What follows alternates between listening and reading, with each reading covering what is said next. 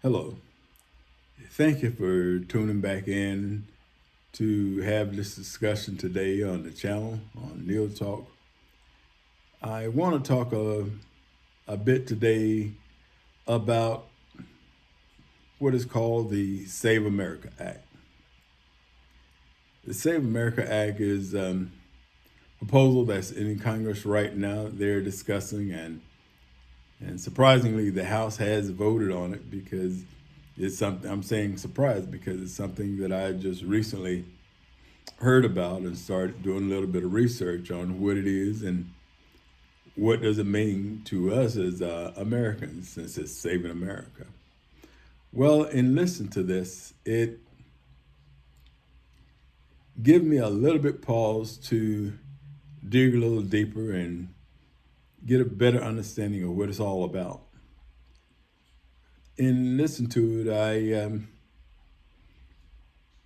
read a little bit more about one of the things that I think that sticks out to me is some of the requirements for being able to register to vote compared to the way it is now. I tend to agree that there is a possibility, and that's a slight possibility, that we have an issue with illegal voting in this country.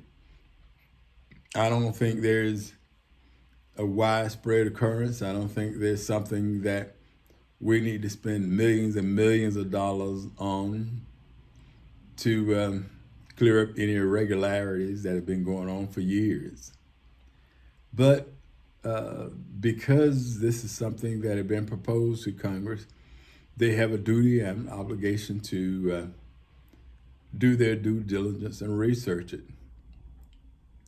And me as being a voter, I have my need to do my due diligence to ensure that it's something that I agree with or disagree with.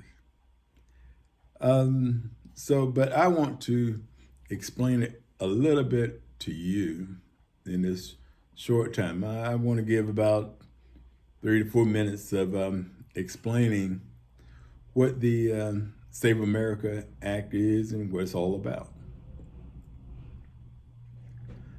The proposed Save America Act is why it's being talked about across the United States is the fact that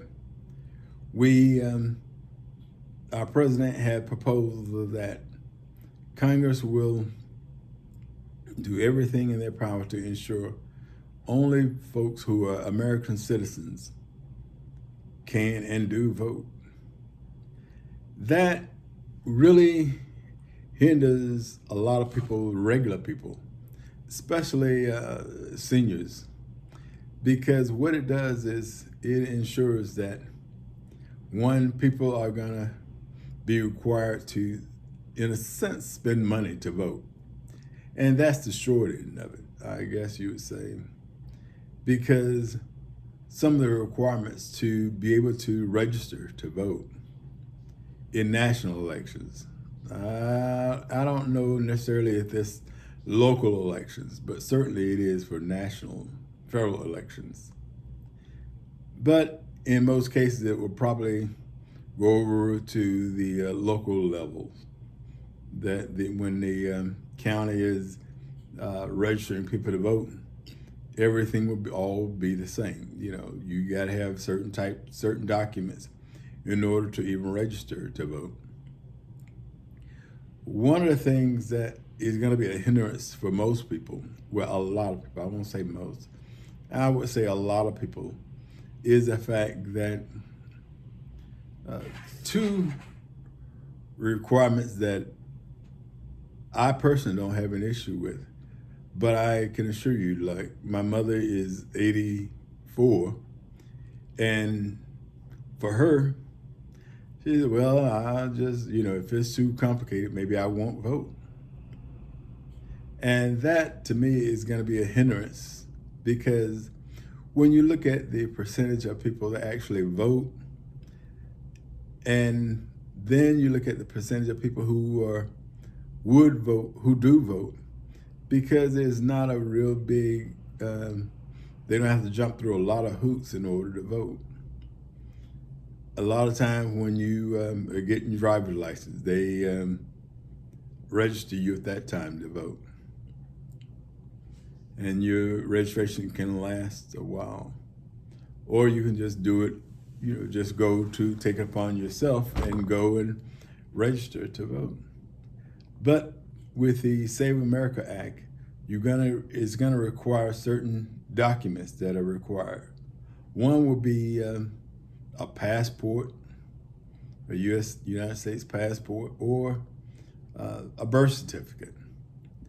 And that is two things that I think a lot of seniors, especially retirees, will not have readily handy available because one of the cost. And most people get a passport when they're going either on a cruise or vacation or just leaving the country for whatever reason. So there's a need to get a passport. Most folk don't have passports if they're not planning on going on a trip or somewhere. And granted, everybody get your license if you're gonna drive here locally or something like that. But a passport is something that is intentional. It requires a lot. It requires patience. That's something a lot of seniors and retirees just don't have, especially retirees, because you're living on a fixed income. You want to be able to not just furiously, some people, not furiously, just spend money and not be able to account for it, not have it in your budget, the extra $100. So you tend not to just frivolously spend $100 getting a passport.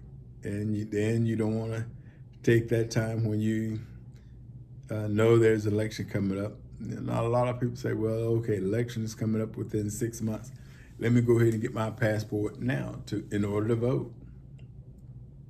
A lot of people would just say, well, it's too late. I'm not going to spend the money, or I don't have the money, so I'm not going to get my passport.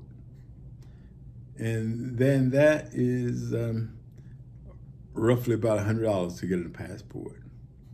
So that is going to take planning. So if you're planning on voting here in the United States in the next few years, provided this Save America Act passes the Senate, then it will be time for you to perhaps go to the post office, if they still allow it at the post office, or a special designated place to apply for your passport and your photo ID.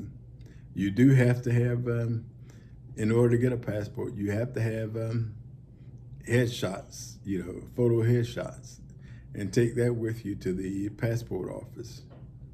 And some places they will do it right then and there, or they'll tell you where to go and get it, and you turn those in. That's going to cost you about $10, $15 to get the photos. And then you pay the extra money for your passport, which is about $100 for a passport. So it's going to cost you a little over $100 to get a passport. But granted, the passport is valid for 10 years.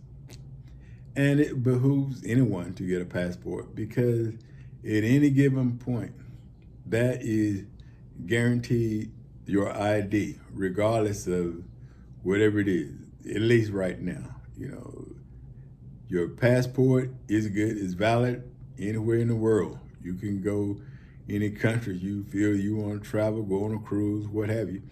You're valid, you're good for 10 years. So in a way, that's something that, being a person who's on fixed income, prepare yourself for it. Save your money, prepare, put a little bit away from time to time in order to get your passport. It will last you to 10 years. And in addition to that passport, you need some type of, instead of the passport, you get your birth certificate. That is difficult because some, especially older people, tend to may not really know where to get it or how to get it. And that will take some time to get your birth certificate. And that only costs about $30. But the problem is when you get your birth certificate, you do need another form of ID, which could be your driver's license. And in other cases, it could be your passport. It's best to be your passport. But if not, certainly your driver's license. In order to vote, if the Save America Act passes in the Senate, it's already passed in the House, then you would need at least those two forms of ID in order to register to vote. That is a United States passport or your birth certificate showing where you were born here in the U.S. and how old you are. Those are some of the things that Congress is working on right now. And that's what President Trump is saying, that if that doesn't get passed, he's not signing any bill whatsoever until that happens. So that's something that we as retirees, senior citizens, we have to pay close attention to. Sometimes we don't want to stay on top of the news, what's happening in the world, because there's so much happening. But this is something that we all need to pay close attention to. I thank you for tuning in and talking with me today and listening to me. If you like to hear more about what I'm saying, or if you find this interesting in any way, I ask that you subscribe to my channel and like the video. Thank you for tuning in to Neal Talk.